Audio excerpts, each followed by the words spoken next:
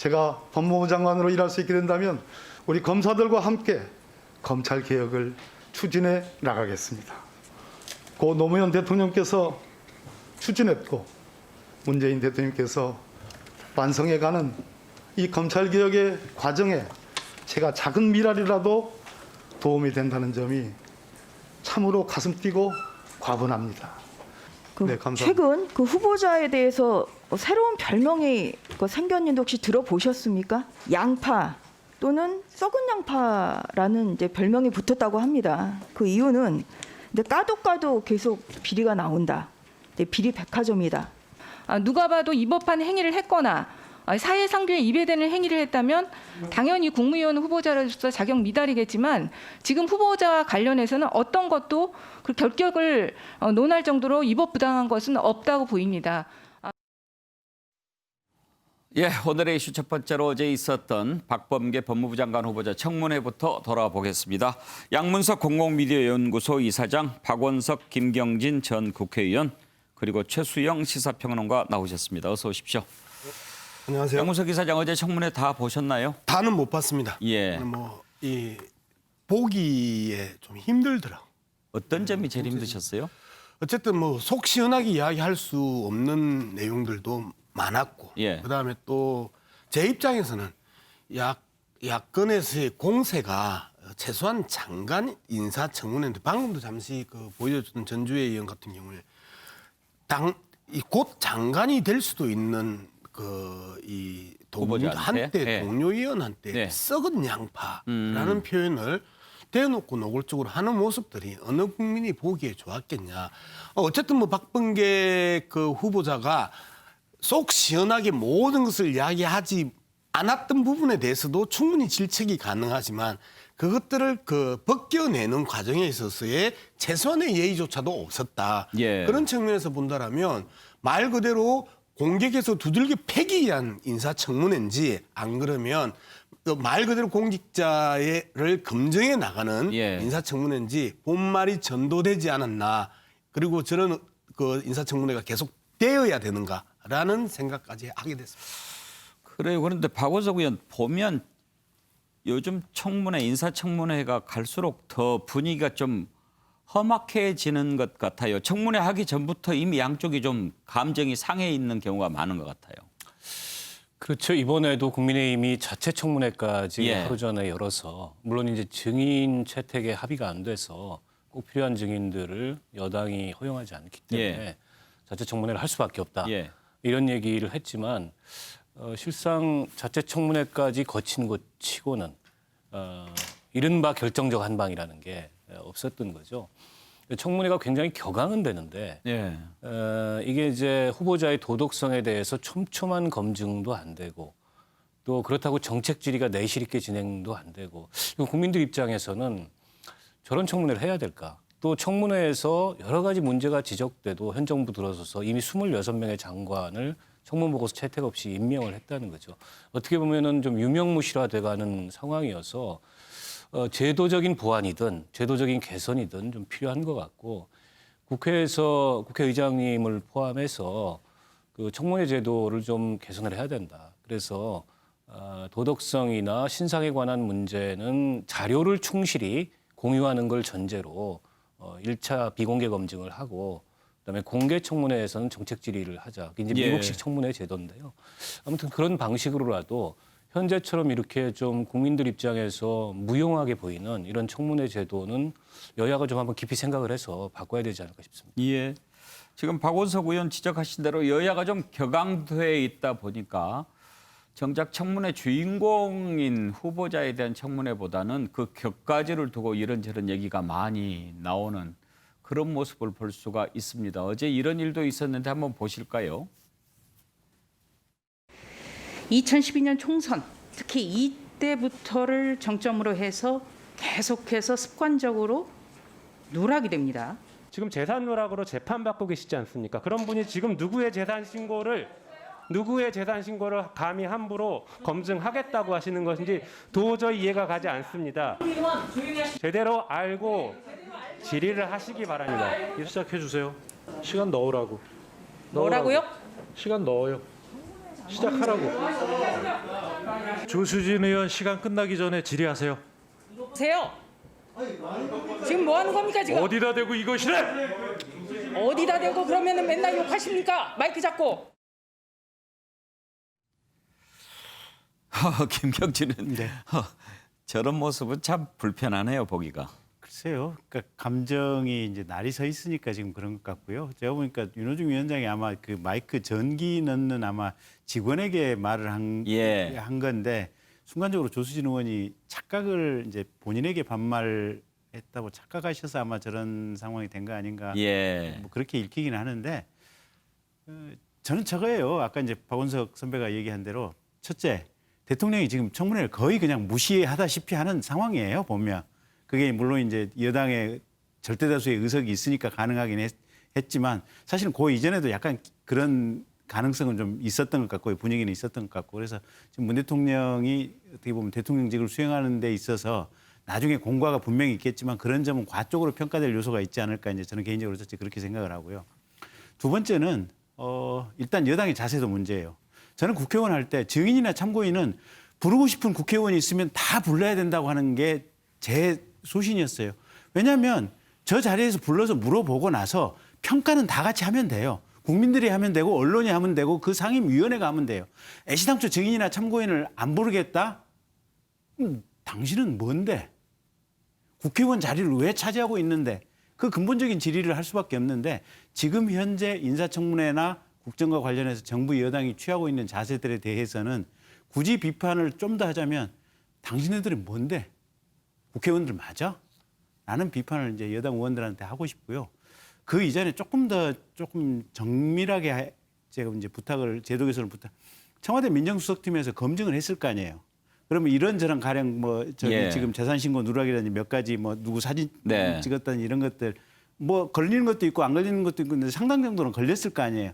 걸렸으면 우리 청와대에서 대통령은 이분에 대해서 이런 문제가 제기가 됐지만 인스파이트 올 오브 댐 그럼에도 불구하고 이 점은 이러이러한 관점에서 문제가 안 된다고 생각하고 또는 문제가 됐지만 이만한 더 능력이 있기 때문에 이건 묻고 가는 것이 국가 전체적으로 훨씬 더 중요하기 때문에 이런 장관 후보자 인사청문을 요청하고 추천을 한다라고 하는 부분을 국회의원들이 청와대로 좀 받아봤으면 좋겠어요. 받아봤으면 좋겠고 대부분 얘기를 들어보면 또 수긍할 만한 내용들이 있을 수 있을 거예요. 아무리 문제가 있는 사람이라도 가령 국난이라든지 복잡한 시기에는 그런 하자들을 감수해야 될 상황들이 있거든요. 근데 청와대에서 애시당초 넘어오지도 않아요. 그거는 제가 볼 때는 보혁, 진보, 보수를 가리지 않고 이거는 장기적으로 제도 개선을 했으면 좋겠어요. 했으면 좋겠고 어쨌든 박범계 후보자 같은 경우는 오늘 아마 경실련에서 사퇴하는 게 좋겠다라고 이제 성명이 나왔던 것 같더라고요. 근데 아마 대통령께서는 아마 내일 모레쯤 임명하실 것 같아요. 상황이. 근데 이제 본인이 그런저런 맥락이나 상황을 보고 장관 아마 잘 하시는 게 좋지 않을까 싶습니다.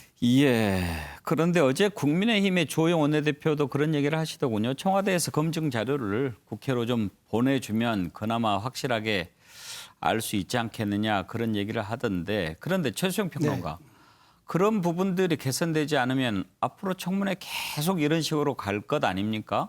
그러니까 어떻게 좀 바꿔야 되지 않겠어요? 저도 이제 그 지점을 좀 지적을 하고 싶은데요. 그러니까 이 청문회 제도가 김대중 전 대통령 시절에 도입된 거 아닙니까? 20년이 넘었습니다. 근데 사실 노무현 정부 때 전 국무위원으로 확대된 게 노무현 정부 때입니다.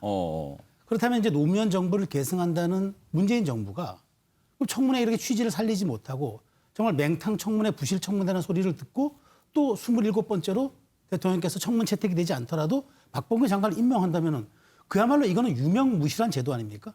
우리가 정치에서 유명무실한 제도를 운용한다는 자체가 그게 어불성설인 거죠. 그게 국민에 대한 예의도 아니고요. 정치권이 할 일도 아니고. 전 그렇다면 차제에 정말 여야가 합의하는 게 필요하다는 겁니다. 그러니까 증인 채택 사실은 아까 지적하셨지만 박범계 지금 후보자가 자기가 법사위 시절에 황교안 전 대표가 이제 법무장관 청문회 할 때 자료 제출 안 하니까 호되게 질타하면서 뭐라 했냐면 이거 법으로 만들어야 된다고 얘기했어요. 자료 제출을 의무화하는, 혜택하지 못하도록 하는.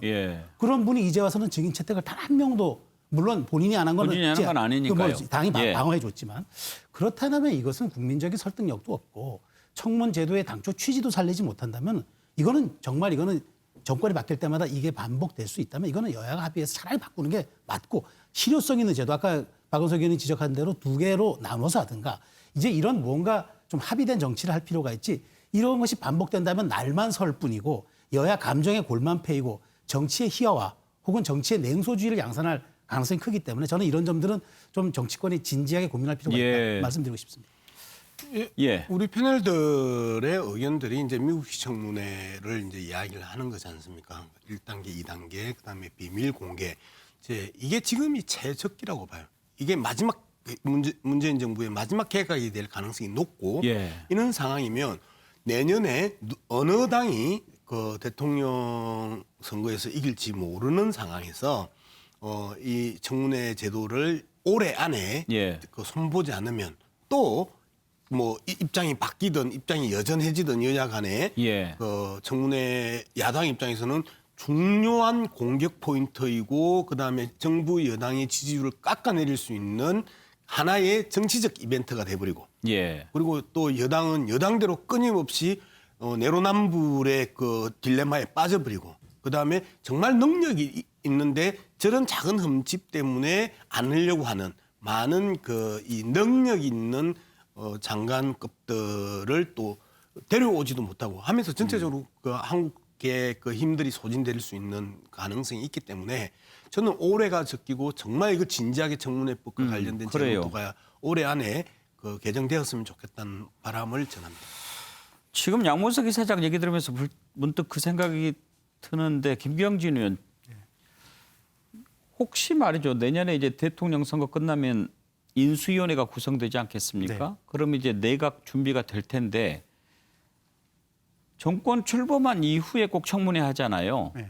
그런데 미리 청문회 해가지고 대통령이 취임하면서 장관들도 함께 이렇게 내각 출범할 수 있도록 하는 건 어떨까요?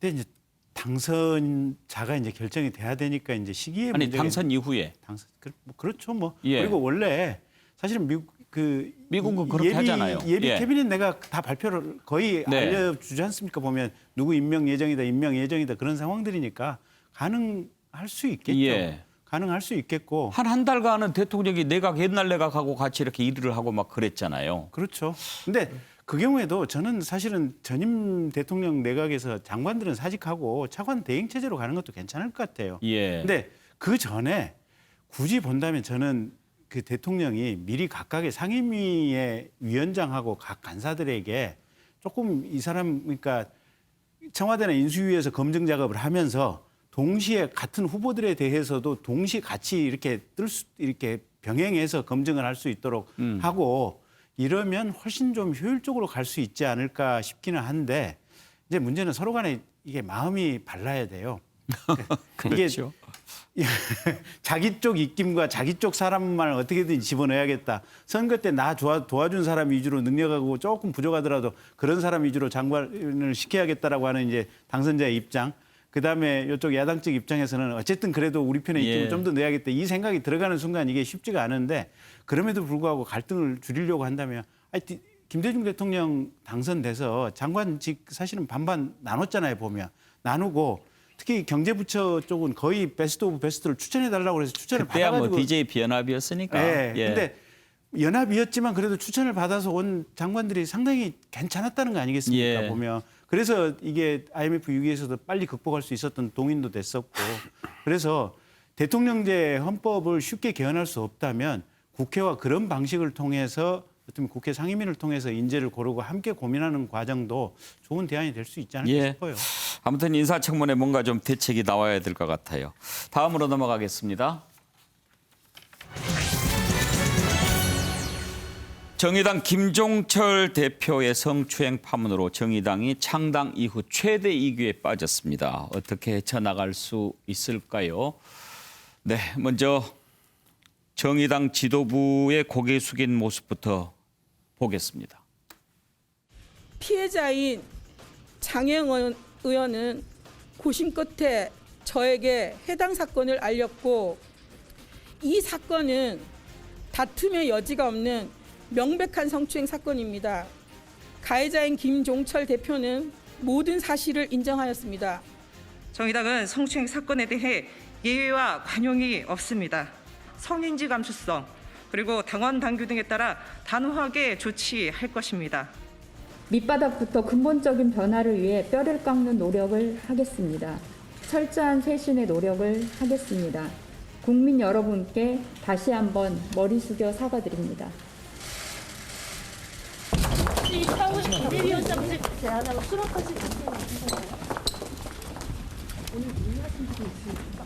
아니 그 우리 원내대표하고 오늘 그럼 대표단회의에서 어떤 거 논의하셨는지 간단하게라도. 아니 대표단회의는 제가 들어가지 않아요. 의원총회에서.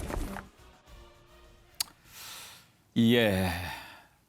박원석 의원 나와 계시는데 어째 이런 일이?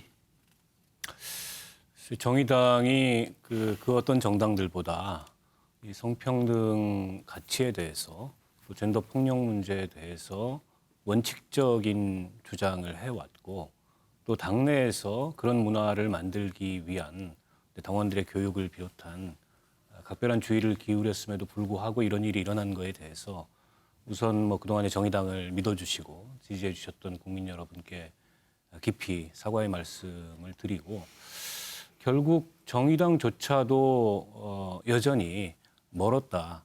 이런 평가를 스스로 인정하지 않을 수 없다고 생각을 합니다. 그래서 이 성인지 감수성 문제를 포함해서 조직 문화 전반을 좀 돌아봐야 될 때가 아닌가 싶고 당대표는 당을 대표하는 얼굴이고 그렇기 때문에 이게 어떤 한 개인의 일탈의 문제로 치부하거나 축소할 수 없는 문제라고 생각합니다. 앞서 우리 강은미 원내대표가 뼈를 깎는 그런 그 성찰과 쇄신의 노력을 정말 밑바닥부터 기울이겠다고 하는데 지금 많은 당원들과 또 당의 그 간부들이 참담함 가운데에서도 오히려 이제 우리 스스로를 돌아보고 거듭나야 된다 이런 생각을 하고 있습니다. 예, 박원석 의원께서 참 침통한 목소리로 얘기를 하셨는데 그렇죠. 우리가 절대 이런 일이 있어서는 안 되지만 특히 정의당에서 이런 일이 일어났다는 것에 대해서 지지자는 물론이고 국민들이 받은 충격이 적지 않은 것 같습니다. 그만큼 정의당은 그동안 진보 그리고 젠더 문제 이런 부분에 대해서 좀 앞서가는 목소리를 내왔기 때문이지요. 이번에 또 이런 일이 일어난 뒤로 정의당 내부에서 여러 가지 목소리가 나오는데 관련된 녹취를 한번 좀 들어보죠. 사실 성평등은 노동뿐만 아니라 성평등 또한 정의당의 강령이고 또 진보정당의 정체성이거든요. 저도 이제 여성 정치인으로서 또 여성 정당인으로서 당에서 활동하면서 이제 우리 울타리는 나름대로 안전하다고 느꼈는데 모두 착각이었던 것 같고요. 그 뒤에 분명히 이제 구조적 문제를 좀 해결을 해야 된다라고 보고 있습니다. 뭐 전수조사에 대한 이야기도 나오고 있고요.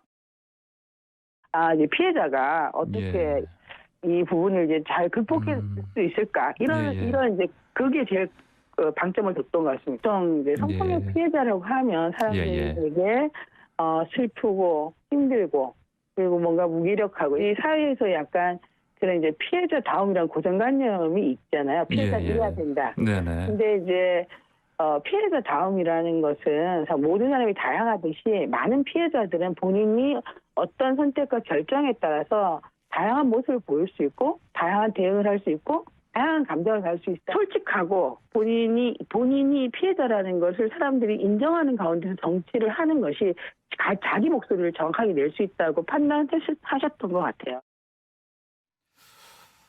예, 양문석 이사장도 충격을 받으셨죠? 예, 뭐 개인적으로 잘 알고 제가 좋아하는 후배입니다. 뭐 오랫동안 그 진보 정치를 해왔던 그 김종철 대표고 그다음에 뭐 20년 이상을 또 쭉 이렇게 그 살아왔고 상당히 소박하고 소탈하게 살아왔던. 그래서 제가 박은순 시장 때는 방송을 아예 못 나왔잖아요. 한 2주 정도 못 나왔고 이번에 오늘 이제 김종철 대표 이제 저 이야기를 들으면서 또 방송을 나가서 난 무슨 이야기를 해야 되는 것인가에 대해서 이제 답답한 부분과 그 힘겨움들이 있습니다. 근데 이제 제가 최근에 이제 썼던 글 중에 한때 진보와 현재의 진보에 대한 부분들을 이제 이야기를 했는데 7, 80년대, 90년대 초반에 운동했던 학생 운동을 했던 소위 말하는 학생 운동권이 계속해서 똑같이 변해간 다른 사람과 다르지 않게 이 한때 운동권이라고 이제 표현하고 한때 진보라고 이야기를 하는데 뭐 여성의 인권 문제, 그다음에 장애인 인권 문제, 그다음에 동물 보호 문제 이런 새로운 진보 의제가 계속해서 그 한국 사회에서 진보 의제에서 상식이 되고 상식에서 법제화되고 하면서 진보의 색깔을 다 틀어낸다는 말이에요.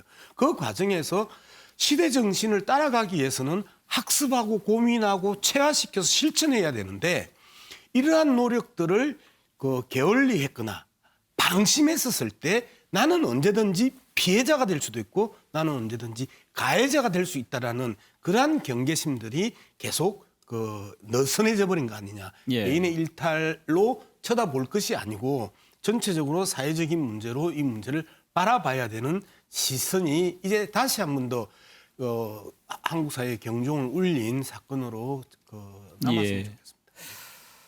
김종철 대표 정의당의 대표였기 때문에 더 이런 충격이 큰데 김종철 대표가 그동안 여성 문제 또 성폭력 문제와 관련해서 했던 얘기들 한번 아픈 심정으로 다시 들어보겠습니다. 혹시 혹여라도 이것이 어떤 우리 사회에 만연해 있는 어떤 여성 혐오라든가 여성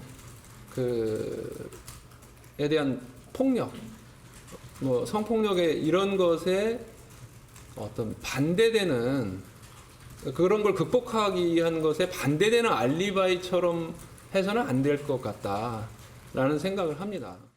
사회의 압도적인 성적 권력, 그러니까 권력 구성은 여성에게 철저하게 불리하게 돼 있는 것이 사실이고 또 그 폭력의 피해자의 거의 압도적인 다수가 여성이기 때문에 성폭력으로 여성들이 고통받고 있는 현실을 이렇게 약간 무마하기 이런 것으로 쓰여서는 안 되겠다. 예. 정치권에 준 충격 그리고 파장도 작지 않습니다. 특히 민주당이 이 부분을 놓고 최인호 수석 대변인이 논평을 냈는데 그 부분도 지금 논란이 되고 있습니다. 최인호 대변인이 경악을 금치 못할 일이다. 충격을 넘어 경악을 금치 못할 일이다. 이렇게 논평을 냈는데 다른 누구도 아닌 서울시, 부산시, 충청남도 지자체 대표가 저질렀던 성추행 사건이 있는데 어떻게 그런 표현을 하느냐 이런 비판들이 많이 나왔습니다. 그렇죠. 민주당도 이 부분에 있어서 큰 소리로 남을 비판할 수 있는 처지는 아니지 않겠습니까? 이런 부분에 대해서 민주당에서도 좀 유감을 나타내기도 했고요. 나경원 지금 전 의원도 비판했습니다. 이 부분 한번 들어볼까요? 일단 사실은 참 유감스러운 일이라고 생각합니다. 정의당이 사실은 진보 진영에서 굉장히 색채가 분명한 정당이었고 또 여러 가지 젠더 문제에 대해서도 좀 정의당만의 목소리를 참 잘 내왔던 정당이라고 생각하는데 사실 이번 일을 통해서 정의당이 그동안 주장해왔던 내용들 혹은 가치들 이런 부분들이 많이 상처를 입었을 것이라고 보고 국민들께도 많은 상처를 드린 일이었다고 생각을 합니다. 김종철 대표가 사퇴한 것을 언론을 통해서 접했습니다. 참 안타까운 일입니다. 그런데 다만 정의당이 이 사건을 바라보고 해결하는 것을 보면서 민주당과 많이 다르다 이런 생각을 해봤습니다. 민주당은 그동안 피해 호소인 운운하면서 이 사건을 축소하고 인정하지 않으려는 그런 태도를 보였습니다. 그러나 정의당은 재빠르게 이 문제를 마무리 졌습니다. 최승평과 정치권에 주는 메시지도 작지 않아요. 작지 않죠. 그러니까 참 그 말 피해자다움 가해자다움 존재하지 않다니까 그 누구도 사실은 대상이 될 수도 있고. 그러니까 아까 그 정의당의 유호정 의원이 한 말, 우리가 이 정의당이라는 울타리 안에 있으면 안전할 줄 알았다. 참 그건 정말 뼈아픈 지적입니다. 그러니까 어떤 당원이 이렇게 글을 올렸다 하더라고요. 앞으로는 예외 없는 관리, 제도, 조직 이런 촉구하는 방향으로 가야 한다.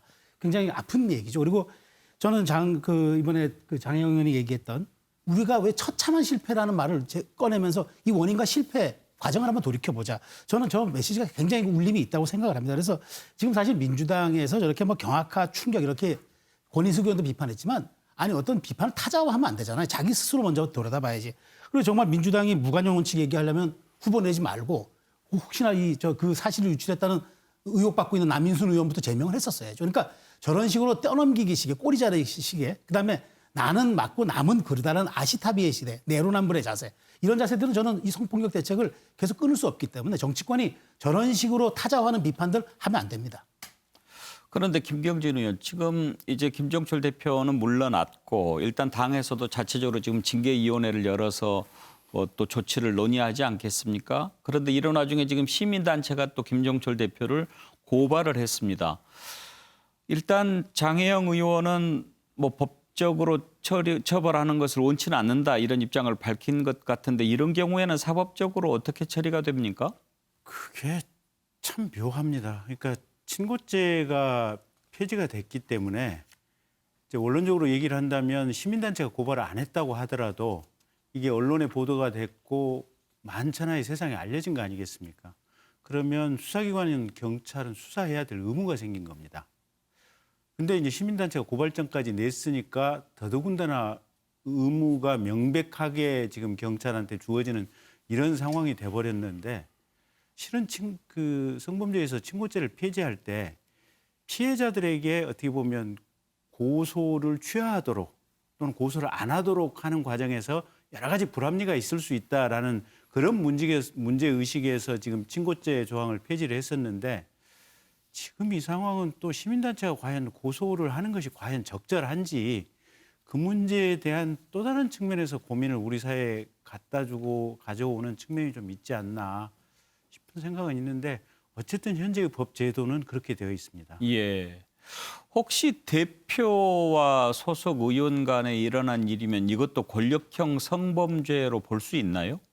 글쎄요, 이제 업무상 보호 감독을 받는 뭐 이런 이제 개념인데 당 대표와 소속 원내 부대표가 무슨 업무상의 보호 감독 원래 법을 만들 때 예정했던 그런 업무상의 보호 감독하고는 조금 상황이 다른 것이어서 그건 고용 관계에 있어서의 관계들이고 이건 정치 조직에서 일종의 의사결정하는 과정에서의 어떤 업무상 관계성이기 때문에 조금 다른 문제가 아닌가. 그래서 그냥 일반적인 성폭력의 관점에서 봐야 되지 않을까 싶습니다. 박원석 의원 괴롭겠지만 한 가지 질문 더 드리겠습니다. 지금 일부에서는 정의당이 존폐 위기에 놓였다 이런 얘기까지 나오는데 어떻게 정의당이 이번 일을 계기로 다시 좀 국민들한테 모습을 보여줄 수 있을까요? 우선은 그 이번 사건을 원칙에 따라서 어떤 예외를 두지 않고 잘 처리하는 것이 중요하다고 봅니다. 뿐만 아니라 이제 정의당 내부에 그 전체적인 이제 조직 문화에 대한 진단과 개선이 필요하다고 보고요. 성평등 의식이나 성인지 감수성에 대해서 그동안에 저희가 나름 노력을 해왔지만 여전히 부족하다는 점이 확인이 됐고 그 부족하다는 점의 원인이 어디에 있는지 이거를 이제 스스로 찾아내고 그걸 개선하기 위해서 노력을 해야 된다고 보고 그리고 이제 장혜영 의원은 정의당의 굉장히 소중한 정치적 자원입니다. 그래서 이번에 굉장히 용기를 내서 그 피해자임을 스스로 밝히고 또 피해자다움도 가해자다움도 없다. 이제 이런 메시지를 전해왔는데 장혜영 의원이 일상으로 무사히 복귀해서 또 치유되고 회복되고 그럼으로써 정의당의 중요한 정치 자원으로서 정치 활동을 잘 해나갈 수 있도록 지원하고 연대하고 돕는 것도 정의당으로서 큰 과제고 진보 정당이 한국 사회에서 여러 가지 역할도 해왔고 기대도 있었습니다. 근데 국민들이 갖고 있는 정말 이 노동이라는 가치를 중심으로 사회적 약자를 보호하고 연대하는 그런 어떤 정당으로서의 정의당의 사명에 우리가 지금 현재 시점에서 얼마나 충실하고 있는지 총체적으로 당을 되돌아봐야 될 시점이 아닌가 싶습니다. 네, 알겠습니다. 자, 다음으로 넘어가겠습니다. 예, 참 많이 뜸들였죠. 박영선 전 장관이 오늘 서울시장 출마를 선언했습니다. 상대적으로 처져 있던 민주당 분위기가 좀 살아나려나요? 관련된 녹취 들어보죠. 국민 여러분, 그리고 서울 시민 여러분. 저는 오늘 서울시장 출마 보고를 하면서 코로나19 이후에 우리가 다 함께 만들어가야 할 서울시 대전환, G7 글로벌 디지털 경제 수도 서울의 새로운 모습과 방향을 여러분께 말씀드리고 논의하고자 합니다. 지금부터 서울 시민과 함께 이 엄중한 코로나의 겨울을 건너서 새로운 서울의 모습으로 가는 여정을 시작하겠습니다. 오늘 박영선 후보의 출마 선언일이어서 저는 공개 일정을 잡지 않았습니다. 오늘은 충분히 빛나시라고 좀 비켜드리는 날 아닌가 이렇게 생각을 했고요. 아름다운 경선과 경쟁을 통해서 새로운 정치의 어떤 그런 모범을 한번 보여드리도록 하겠습니다.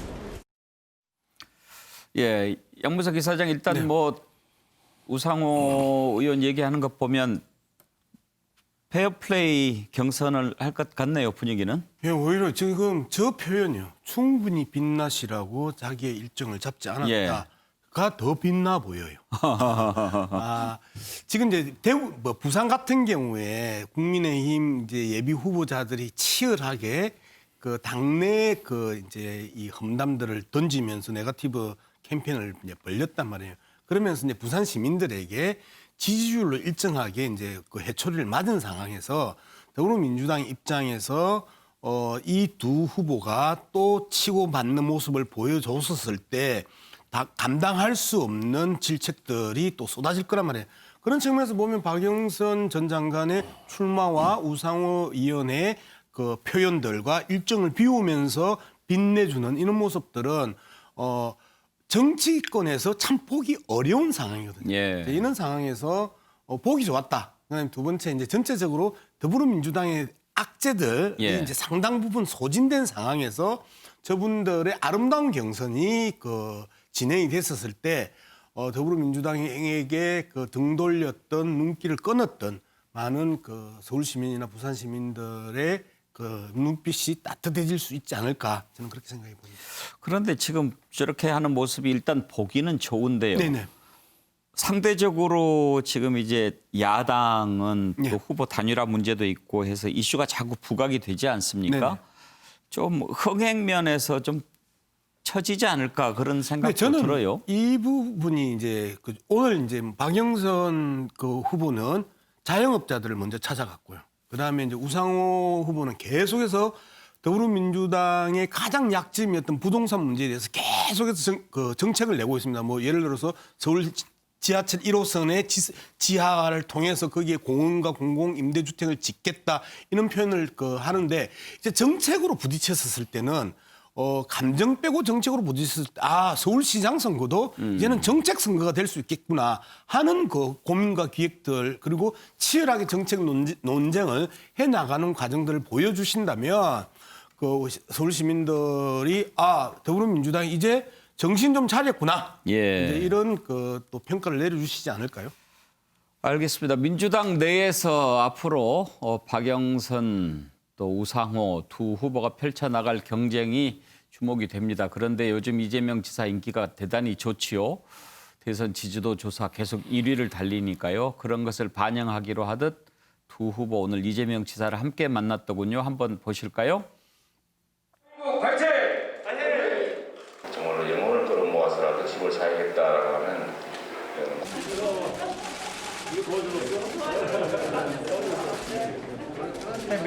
어쨌든 둘 중에 한 명이 이제 파트너가 될 텐데 서울시장 이거지사 두 분 다 나가시면 안 됩니까? 원래 그렇겠잖아. 저기 엄마 좋아, 아빠 좋아. 그치. 처음에는 둘 다 좋아하다가 둘 다 좋아하다가 나중에는 이것 때문에. 예. 최수영 평론가, 뭐 저 상황에서 이재명 지사 누구 편 들어주겠어요? 그렇죠. 이재명 지사의 지금 사실 꽃놀이패 아니겠습니까? 예. 지금 뭐 윤석열 그동안 강력한 경쟁자처럼 이제 보였던 윤석열 총장이 최근에 이제 이른바 좀 공격할 힘이 빠지면서 좀 지지율이 빠지는 듯한 모습을 보이는 데다가 지금 서울시장 후보로 출마했던 두 분이 와가지고 자기에게 일종의 사실은 이제 연대 목소리지만 사실 저건 지지를 호소한 듯한 얘기일 수도 있거든요. 이재명 지사 입장에서는 최근에 정말 꿈길 같은 길이 계속될 것 같은데 그런데 중요한 건 지금 여권의 저 모습이 지금 사실은 약간 지금 조정기거든요. 그동안 지금 논란이던 부동산 이슈가 약간 잠복기에 접어들고 그동안 또 사실 여권을 굉장히 공격했던 많은 소재들이 사라짐으로써 다시 좀 약간 올라가는 듯한 모습을 보이고 있지만 제가 보기에 저게 어찌되었든 다시 선거 국면으로 접어들면서 이슈가 붙을 경우에는 또 다르게 이제 부상할 수가 있기 때문에 이재명 지사와 오늘 저렇게 화기애애한 분위기가 앞으로 또 얼마나 지속될지는 참 지켜볼 만한 대목이다 생각이 됩니다.